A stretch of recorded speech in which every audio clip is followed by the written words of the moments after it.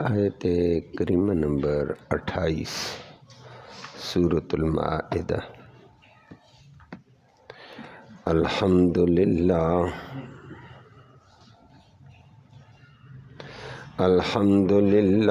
عدد خلقہ ورضا نفسہ وزنۃ عرشہ ومداد کلماتہ والصلاۃ والسلام علی صفوۃ رسلہ وخیر خلقہ محمد وآلہ وصحبہ۔ اما بعد فاعوذ باللہ من الشیطان الرجیم۔ بسم اللہ الرحمن الرحیم۔ لئن بسطت الی یدک لتقتلنی ما انا بباسط یدی الیک لاقتلک انی اخاف اللہ رب العالمین۔ انی اريد ان تبوء باسمی واسمک فتکون من اصحاب النار وذلک جزاء الظالمین۔ فطوعت له نفسه قتل اخیہ فقتله فاصبح من الخاسرین۔ فبعث اللہ غرابا یبحث فی الارض لیریہ کیف یواری سوءۃ اخیہ قال یا ویلتی اعجزت ان اکون مثل ھذا الغراب فاواری سوءۃ اخی فاصبح من النادمین۔ صدق اللہ العلی العظیم وبلغنا رسولہ النبی الامی الکریم۔ قابل تکریم معزز سامعین کرام، نصیحت کے لیے، عبرت کے لیے اللہ رب العالمین نے آدم علیہ السلام کے 2 بچوں کا کل ذکر کیا تھا اور دنیا کو نصیحت بتائی کہ حسد نہ کرو۔ حسد انسان کو تباہی تک پہنچا دیتی ہے، اور اللہ کی شریعت کو مانو۔ اگر شریعت نہیں مانو گے، شیطان آگے کی گمراہی کے راستے کھول دے گا۔ اور وہ آپ نے کل کچھ بات سنی تھی، اللہ نے اس کے فیصلے کے لیے 2 بچوں کو قربانی کا حکم دے دیا۔ ایک نے اخلاص کے ساتھ قربانی کی، اللہ نے قبول کر لی۔ دوسرے کی قربانی قبول نہیں ہوئی ہے اور زیادہ حسد کے اندر آگے بڑھ گیا، کہنے لگا میں تو آپ کو قتل کروں گا۔ آج اس سے آگے کی بات ہے، اس نے کہا میرا قصور نہیں ہے، اللہ اخلاص والوں کے اعمال قبول نہیں کرتے ہیں۔ اگر آپ کی قربانی قبول نہیں ہوئی ہے تو کمزوری آپ میں تھی، اخلاص آپ میں نہیں تھا، اس میں میرا کیا قصور ہے؟ قرآن آگے کہتا ہے۔ آج اگلی بات، ایک چھوٹے بھائی نے کہا کہ کمزوری تیری تھی، اخلاص تیرے اندر نہیں تھا، میرا قصور نہیں ہے، مجھ سے نہ جل۔ دوسری بات کی ہے لئن بسطت، لفظی ترجمہ سمجھا، اگر تو بڑھائے گا الیہ میری طرف یدا کا اپنا ہاتھ، لتقتل کہ تو قتل کر دینی مجھے، تو مجھے قتل کرنے کے لیے ہاتھ بڑھائے گا، میری بات سن، ما انا میں نہیں ہوں بباسط بڑھانے والا یدیہ اپنے ہاتھ الیک تیری طرف، لاقتلک کہ میں تجھے قتل کروں، میں تیرے قتل کے لیے ہاتھ نہیں بڑھاتا ہوں۔ اچھا کیوں؟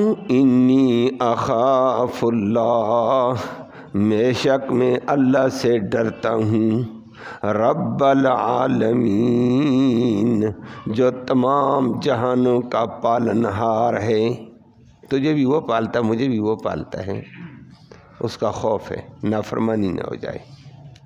اور نمبر 2 دوسری بات یہ ہے مجھے اللہ کا خوف اس لیے قتل بھی نہیں کرتا، اور انی ارید بے شک میں تو چاہتا ہوں ان تبو کہ آپ لوٹیں اللہ کے ہاں بے اسمی میرے گناہ کے ساتھ بھی و اسمک اور اپنے گناہوں کے ساتھ۔ دنیا میں آیا واپس اللہ کے پاس جانا ہے لوٹنا ہے، تو گناہوں کا بوجھ لے کر جا، میں تو نہیں کہنا چاہتا ہوں۔ فتکون پھر تو ہو جائے گا من اصحاب النار جہنم والوں میں سے، وذالک اور یہی جہنم جزاء الظالمین ظالموں کا بدلہ ہے۔ اللہ ہم سب کو بچائے۔ یہ چھوٹے بھائی نے نصیحانہ انداز اختیار کر دیا، لیکن نصیحت ضدی اور حسد والے پر کارگر نہیں ہوتی ہے۔ اللہ ہمیں اس جرم سے بچائے۔ نصیحت وہاں ہوتی ہے جہاں ضد اور حسد نہ ہو، ہٹ درمی نہ ہو۔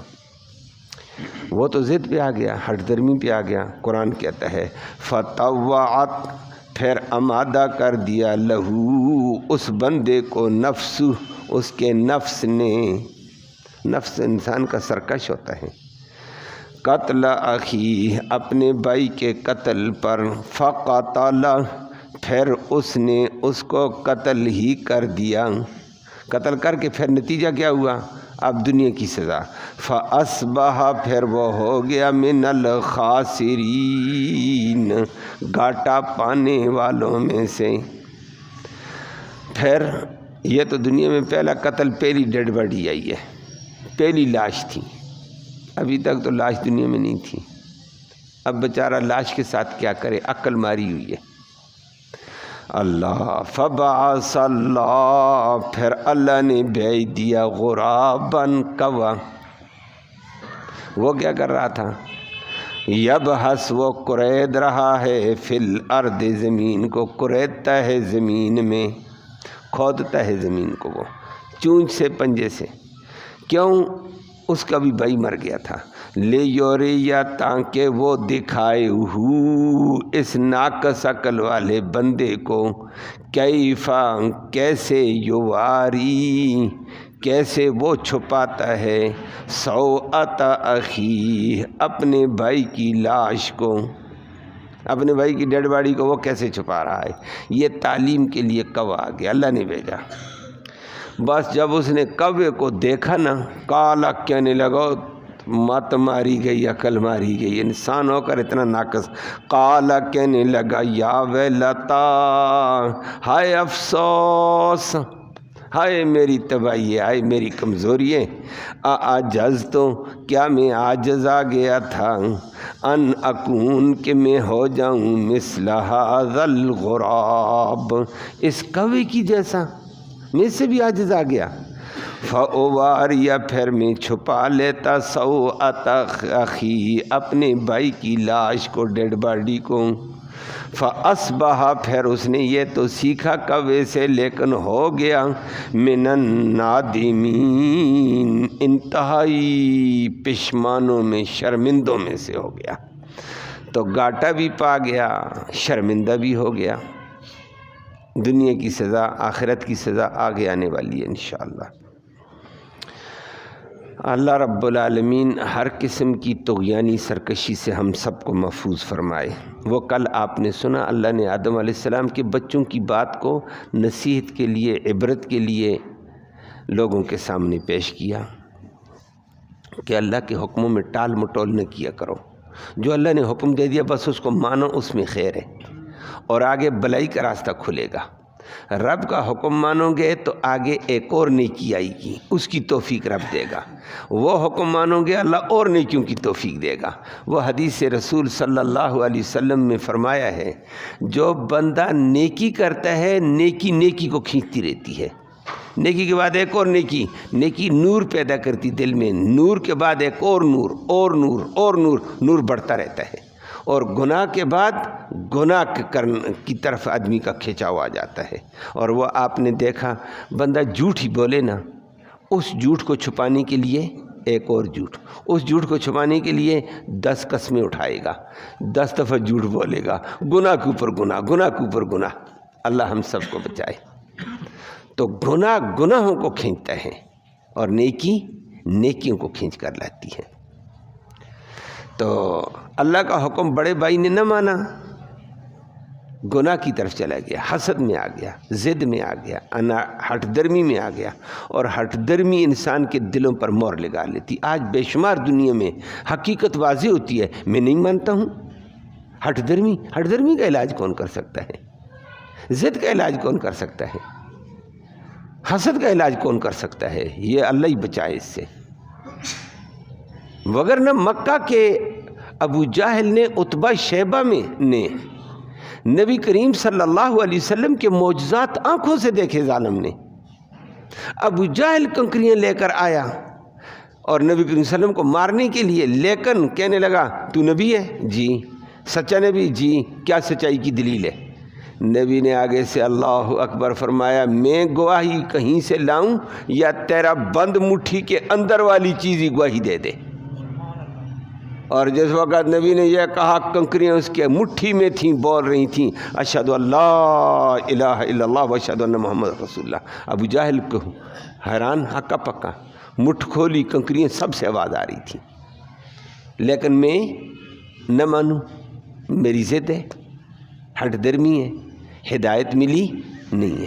اس ضد کو چھوڑنا پڑے گا، ہٹ درمی کو چھوڑنا پڑے گا۔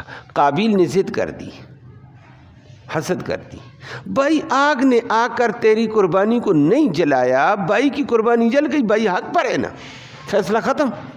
کل آپ نے سن لیا تھا نا، لیکن بات نہیں مانی ہے۔ الٹا حسد کی آگ میں کہتا ہو میری بےزتی ہو گئی ہے، تیری وجہ سے ہوئی ہے۔ حسد، میں تجھے قتل کروں گا۔ حسد میں آ گیا، جیلس ہو گیا۔ اس نے کہا بھائی میرا قصور نہیں، انما یتقبل اللہ من المتقین، اللہ اخلاص والوں کی، تقوی والوں کی اعمال قبول کرتا ہے۔ تقوی پیدا کرنا چاہیے دل میں، خالص اللہ کی رضا۔ اللہ ہم سب کو آرام عمل میں یہی نصیب فرمائے۔ اب وہ حسد میں آگے بڑھا، قرآن نے آج آگے بات کہہ دی ہے۔ حسد میں پکا ہو گیا، ضد میں آ گیا۔ ایک بھائی نے نصیحانہ انداز اختیار کیا کہ میرا جرم نہیں، قربانی اگر تیری قبول نہیں ہوئی ہے، تیرے اندر اخلاص نہیں تھا، تقوی نہیں تھا، اپنی اصلاح کر، تقوی پیدا کر دل میں، اخلاص پیدا کر دل میں، اللہ اخلاص والوں کی قربانی قبول کرتا ہے۔ کیسا نصیحانہ انداز ہے بھائی کا، اچھا انداز ہے، قرآن اس کو نقل کرتا ہے۔ بندہ ایسے ہونا چاہیے، دشمن کے سامنے بھی انداز نصیحانہ رکھ تاکہ اللہ اس کو خیر دے دے، لیکن ضدی کو خیر ملتی نہیں، الگ بات ہے۔ نمبر 2، اس نے آگے کیا کہا؟ آج جملہ ذکر کیا، اس نے کہا میں تو ماروں گا، تجھے قتل کروں گا، تیری وجہ سے میری بےزتی۔ فرمایا لئن بسطت الی یدک، اگر تو اپنا ہاتھ میری طرف بڑھائے گا مجھے مارنے کے لیے تو میں دفاع کروں، آگے میں بڑا ڈنڈا لوں، بڑی کلاڑی لوں، بڑی تلوار لوں۔ فرمایا نہ، تو اگر ہاتھ میری طرف بڑھائے گا، جرم کرے گا، لتقتلنی، مجھے مارنے کے لیے، ما انا بباسط یدی الیک، میں اپنا ہاتھ تجھ تک نہیں پہنچاؤں گا، میں تو نہیں ہاتھ اٹھاتا ہوں تیرے سامنے۔ کیسا کمال کا انداز، کیسا خیر خواہ۔ یہاں ایک اہم بات آ جاتی ہے، آدمی دفاع میں لڑ سکتا ہے، دشمن مارتا ہے، دفاع میں ڈنڈا اٹھانا پڑتا ہے، شریعت نے اجازت دی، اجازت ہے، لیکن اولا یہ ہے، بہتر زیادہ یہ ہے، عظیمت زیادہ یہ ہے کہ اگلا ظلم کرتا ہے، تم اپنا ہاتھ بچائے رکھو تاکہ تمہارا وبال بھی اس پر، اس کا وبال بھی اسی پر۔ اس نے یہ انداز اختیار کیا، انہوں نے کہا میں کامل درجے کی نصیحت، میں اپنا ہاتھ بھی نہیں اٹھاتا ہوں، دفاع بھی نہیں کرتا ہوں، وگرنہ دفاع کا حق ہے شریعت میں۔ اور خود قرآن نے ذکر کیا سورۃ البقرہ، فعاقبوا بمثل ما عوقبتم به فاعتدوا علیہ بمثل ما اعتدوا۔ اتنا آپ آگے ہاتھ زیادتی کر سکتے جتنی تمہارے ساتھ ہو، اگلا ڈنڈا مارتا ہے تم بھی ڈنڈا مار سکتے ہو، اگلا قتل کا چاہتا ہے تم بھی اس کے اوپر ہاتھ اٹھا سکتے ہو، لیکن اس نے کہا نہیں اٹھاتا ہوں۔ بہتر یہی ہے، یہ اولا طریقہ اختیار کیا، سب سے بہتر، کمال درجے کا۔ اور یہ حضرت آدم علیہ السلام کے بیٹے نے کیا، بعد والے دوروں میں بھی بڑے بڑے عظیمت والے لوگوں نے یہی کام کیا کہ جواز کو بھی چھوڑ دیا، اولا پہ عمل کر دیتے تھے۔ اس نے کہا میں نہیں کرتا ہوں۔ کیوں نہیں کرتا؟ انی اخاف اللہ رب العالمین، میں لڑائی کا واسطہ بنتا ہی نہیں ہوں، میں اپنے پالنے والے رب سے ڈرتا ہوں کہ میں اس دھرتی پر گناہ کا وجود ہی نہیں دیکھنا چاہتا ہوں کہ میں ہاتھ اٹھاؤں، تو میرے اوپر آؤ، لوگ تماشا کریں، لڑائیوں کا دروازہ کھلے۔ میں یہ کام نہیں کرتا ہوں، یہ میں اللہ سے ڈرتا ہوں۔ اللہ، یہ جس کے دل میں اللہ ہو اس کے اوپر یہ بات آتی ہے۔ مجھے بات یاد آ گئی ہے، حضرت عثمان بن عفان رضی اللہ تعالیٰ کی، جلیل القدر صحابی ہے، نبی کا دوہرا داماد ہے، خلیفہ ثالث ہے، اور بڑی دنیا کا مالک ہے، 22 لاکھ مربع میل کا حاکم ہے، مجاہدین ہے، فوج ہے۔ یہ بلوائی، یہ سبائی فتنہ آج کل بھی صحابہ کو بھونکتا، اس وقت بھونکنے والے بڑے زور پہ آ گئے اور وہ مدینہ میں امڑ آئے، مدینہ میں حضرت عثمان کو مارنے پہ آ گئے۔ حضرت عثمان کو مسجد نبی میں جانا بند کر دیا، ممبر سے تھپڑ مار کر اتارا۔ وہ تھپڑ مارتے ہیں، یہ کچھ بھی نہیں کہتا ہے۔ دنیا نے کہا ہمیں اجازت تو دو نا، آپ امیر المومنین ہیں، صرف آپ کا اشارہ۔ کہتا نہیں اشارہ دوں گا، یہ مسجد نبوی ہے، میں مسجد نبوی کے تقدس کو خراب نہیں کرنا چاہتا، یہ ظالم کرتے کریں، میں اس کا ذریعہ نہیں بنوں گا۔ ممبر سے تھپڑ مار کر ارگن اتارا، پھر بھیج دیا مسجد، پھر دوبارہ کہا مسجد نبی میں آنا بھی نہیں، تیرے اوپر بند ہے، مار دیں گے۔ اللہ، عثمان عظیمت پہ عمل، کہتا ہے میں تمہارا مقابلے میں نہیں آتا ہوں۔ اور پھر قصر خلافت میں بند ہو گیا، جہاں سے امیر المؤمنین خلافت کا جو محل تھا، جہاں سے آرڈر جاری ہوتے، ایک بیوی ہے، باقی بیویاں بھی نہیں ہیں، آگے پیچھے محاصرہ کر لیا بلوائیوں نے۔ 40 دن تک کھانا بند، اندر کوئی کھانا نہ لے کر جائے، پانی بند، اندر کوئی پانی نہ لے کر جائے۔ واہ، عثمان کمال کا آدمی تھا۔ دنیا کو کربلا کی باتیں یاد آئیں، وہ بھی ادھوری۔ کربلا میں تو 7 کو 8 کو پہنچا حضرت حسین، پہنچایا 8 کے بعد، وہ تو کوفہ کی طرف آگے بڑھ رہا تھا، پلٹا کر کربلا میں بھیج دیا۔ عظمتوں والا تھا حسین۔ حسین بھی حضرت عثمان کے مرکزی گیٹ پر پہرا دے رہا تھا، حسین اور حسن دونوں مرکزی گیٹ پر تھے۔ اس علی نے مقرر کیا، بچوں چاچے کی طرف ہاتھ کوئی نہ لے کر جائے، مرکزی گیٹ پہ پہرا دینا۔ اور یہ ان بچوں نے دیکھا ہوا تھا، اس استاد سے انہوں نے سبق پڑھا ہوا تھا۔ حضرت عثمان ان کا استاد تھا، ان بچوں کا، حسن حسین کا، مدینہ یونیورسٹی میں پڑھانے والا عظیم آدمی تھا، اور یہ بچے پڑھنے والے تھے۔ انہوں نے اپنے استاد سے سبق سیکھ لیا، جان کی بازی لگا سکتے ہیں، سر جھکا نہیں سکتے ہیں، اور پیاسے رہ سکتے ہیں، گناہ کی طرف نہیں جا سکتے ہیں۔ اس 40 دن تک حضرت عثمان کے اوپر پانی بند۔ عثمان ایک اشارہ کرتا صحابہ کو نہ، آگے صحابہ جیسے مجاہد تھے۔ آج کل والی فوج نہیں تھی، آج کل والا فوجی بھی کہتا ہے میں ہوں، یہ تو صحابہ تھے نبی کے۔ لیکن عثمان نے کہا میں اپنے نبی کے شعر کو فساد میں نہیں دیکھنا چاہتا ہوں، میرے نبی کا شعر ہے، مدینہ حرمت والا ہے، میں مدینہ کی گلی کو رنگین نہیں ہونے دوں گا، میں مدینہ کی گلی کو لڑائی کی حالت میں نہیں دیکھنا چاہتا ہوں۔ کہا تیری جان جائے، اس نے کہا میں جان دے دوں گا، یہ گناہ کرنا چاہتے ہیں تو یہ کریں، میں جان دے دوں گا، لیکن خود اس گناہ میں آگے نہیں شامل ہوتا ہوں۔ عثمان آخر تک، حضرت علی بھی باہر سے مشکیزے میں حدیث میں آتا ہے، روایت میں آتا ہے، پانی لے کر آئے، بلوائیوں نے پانی حضرت علی کا مشکیزہ کھینچا، گرا دیا۔ کون پانی لے کر جا سکتا ہے؟ عثمان پر پانی بند ہے، نہیں دیں گے۔ حضرت علی نے اپنی پگڑی اٹھا کر باہر دیوار سے اندر پھینکی کہ پتہ چلے عثمان کو میری پگڑی پہچان لے گا۔ علی باہر کھڑا ہے، میں آرڈر کا منتظر ہوں۔ زبیر کھڑا ہے، میں آرڈر کا منتظر ہوں۔ آرڈر دے دو، مجاہدین کو، صحابہ کو پلٹائیں گے، ان کے پڑھاچے اڑا دیں گے بلوائیوں کے۔ لیکن علی کا، عثمان کہتے نہیں، بالکل ہاتھ نہ اٹھانا، میں بھی نہیں اٹھاتا ہوں، تم نے بھی نہیں اٹھانا۔ واہ عجیب آدمی، طاقت ہے، مجاہدین ہیں، فوج ہے، حکومت ہے، لیکن نہ مسجد کا تقدس پامال ہونے دیا، نہ مدینہ کی حرمت پامال ہونے دی۔ بلاہر شہید ہو گیا، بلوائی دیوار پھلان کر اندر 40 دن کے بعد آئی، شہید کر دیا۔ کمال کا عظیم انسان تھا، عظیمت پہ عمل بھی کر گیا، مظلومانہ انداز میں شہید ہو گیا، قرآن پڑھتے ہوئے شہید ہو گیا، لیکن مسجد کی، مدینہ کی حرمت پامال نہیں ہونے دی اور گناہ بھی شامل نہیں ہے، وگرنہ بلوائی تھے، فسادی تھے، ان کو مارنا تھا۔ اللہ، یہ حابیل نے بھی یہی کیا، اس نے کہا بھائی میں تو ہاتھ نہیں اٹھاتا ہوں، تو اگر مارے گا قتل کرنے کے لیے میں آگے نہیں آؤں گا۔ یہ کمال کا انداز ہے، اتنی دنیا کو درس کیا دیا۔ دو بھائی لڑ گئے، خدا کا بندہ دھیما ہو جا، حابیل بن، قابیل کیوں بنتا ہے؟ دو پڑوسی لڑ گئے، حابیل بنو، قابیل کیوں بنتے ہو؟ بات سمجھ آئیے؟ یہ انداز اختیار کرو نا، نصیحانہ انداز حابیل نے اختیار کر لیا کہ بھائی میں ہاتھ نہیں بڑھاتا ہوں، اس جرم میں نہیں ہے۔ دوسری بات، بھائی کو تیسری نصیحت کی ہے، میں اللہ سے ڈرتا ہوں، میں تو اپنا ہاتھ نہیں بڑھاؤں، تو میرا بھائی ہے، میں بھائی پر ہاتھ نہیں اٹھاتا ہوں۔ ادب، احترام۔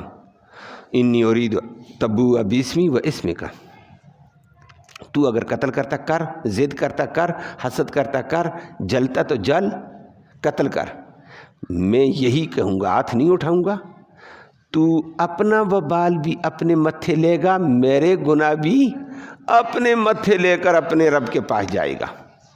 انی ارید ان تبوء باسمی و اسمک فتکون من اصحاب النار، جہنمی ہو جائے گا، میرے گناہ بھی تیرے پلے، اپنے گناہ بھی تیرے پلے۔